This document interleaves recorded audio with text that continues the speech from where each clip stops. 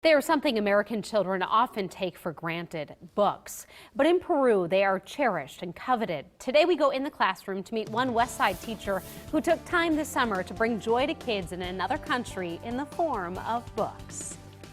I've never seen kids so excited for books. Westside High School physics teacher Judy Stuckey lights up as she shares memories from her summer vacation. And they were just hopping up and down with anticipation when they heard we had books, and we had these big boxes of books. As part of the NEA Foundation Global Learning Fellowship, Stuckey was chosen to represent Nebraska in Peru. Typically, the group of teachers does not bring gifts on their annual trip to a third world country, but decided to crowdsource for books. They raised about $9,000 for bilingual storybooks for kids ages 3 to 13. And they all just started reading and reading and reading, or sitting down on our laps and having us read to them.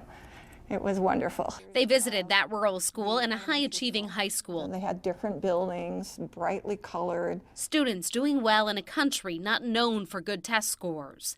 The American teachers shared benefits of hands-on learning. Activities that would involve more problem solving rather than just lessons from the book, because if they could find a local problem that the kids could work on, then they don't need a book. She's brought that back to her classroom as well, using examples from her excursion to Machu Picchu. They actually would wet the road, and the bus would do a controlled slide around that corner.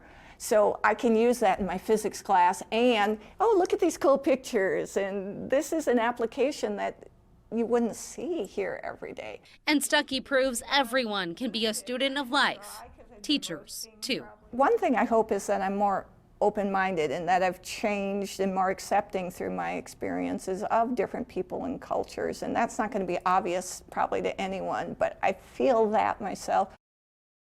During the 10-day trip, they also visited villages, museums, cultural sites, and helped build a greenhouse.